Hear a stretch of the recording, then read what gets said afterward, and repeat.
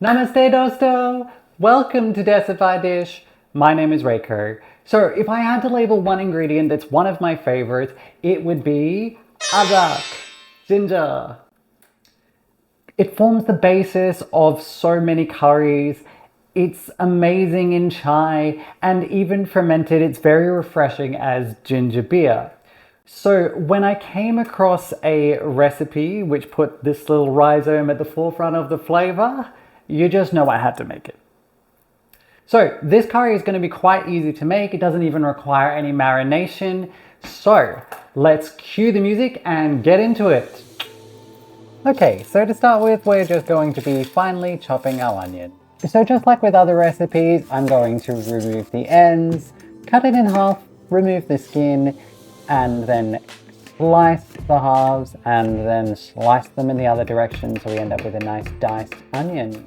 Except this time I have a spiffy different angle for you. Now onto my trio of green chilies. I've already removed the stems, so I'm just going to bunch them up and then finely chop them.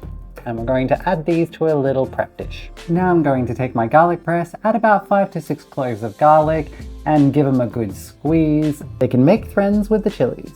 Next I'm going to take my grating plate and grind up about 2 centimeters of ginger. This can go ahead and make friends with the garlic and the chili. Now let's prep the 2 medium tomatoes. I'm just going to slice these and then cut them finely. Now onto the chicken. So I like to use a different knife and board when I'm prepping non-veg. So I've got about half a kilo of chicken thighs here. I do prefer them over breasts as they are a lot juicier. So I'm just going to trim away the fat, and I'm really only looking for the larger parts. Most of the smaller bits of fat I'm going to leave on, as that's going to add flavor and juiciness. And then I'm going to cut this into about 3 centimeter chunks. The last piece joins the pile. And that's all our prep work done, so now let's move on to the cooking proper. So over to our hot plate, I'm going to take my trusty saute pan and set the heat to medium. While that's heating up, I'm going to get my favorite implement, this spoon that I inherited from my grandmother. Now that it's nice and warm, I'm going to add 1/3 of a cup of canola oil and let this get hot. Now that the oil's hot, my whole spices go in, 3 green cardamom pods and a bay leaf. I'm just going to saute these for about 20 seconds. Now in goes my favorite trio, ginger garlic chili. I'm going to saute this for about 30 seconds or until it turns slightly brown. And now that we've fried those up, I'm going to add in my onions and I'm going to cook this for about 4 to 5 minutes or until it goes translucent. Now I'm going to plop in my protein, alliteration there, and cook the chicken until it's done.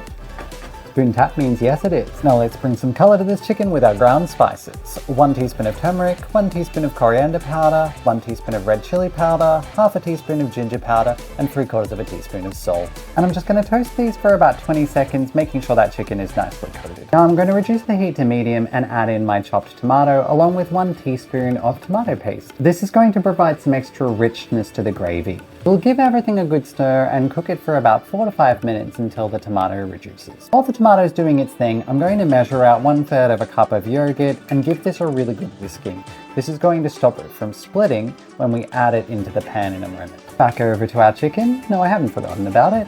And as you can see, the tomato is beautifully reduced and we've got a lovely gravy going. So now let's reduce the heat to low and add in our just whisked yogurt. I'll give it a real good mix to make sure it's well incorporated with the rest of the curry. I'm going to bring this to a simmer and cook it for about 5 minutes. As you can see, that yogurt is beautifully thickened, so I'm now going to add half a cup of water, mix, cover and simmer for 10. While that's simmering, I'm just going to prepare my garnish. So I've got some more ginger here, it's about 3 centimeters, and I'm going to chop this into little juliennes. So it's been the aforementioned 10 minutes, so let's check in on our curry, and it looks delectable.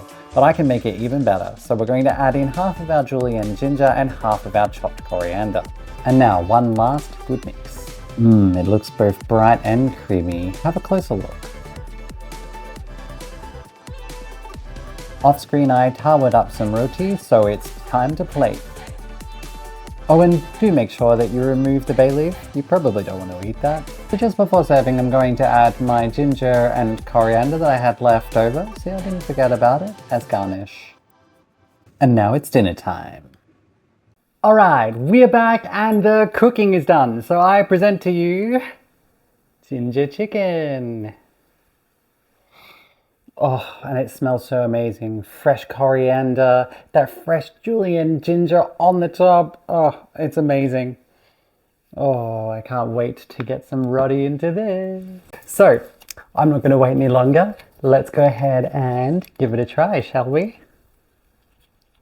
Just going to grab a nice piece here. Again, just using my normal multi-grain roti. Look at that. Delicious. Let's give it a go.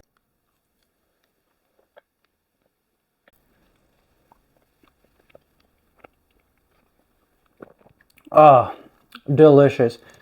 The chicken is beautifully soft and tender and still quite juicy. That you get that creaminess from the yogurt, and then it finishes off with this beautiful hit of both spice and then also that zesty spiciness from the ginger as well.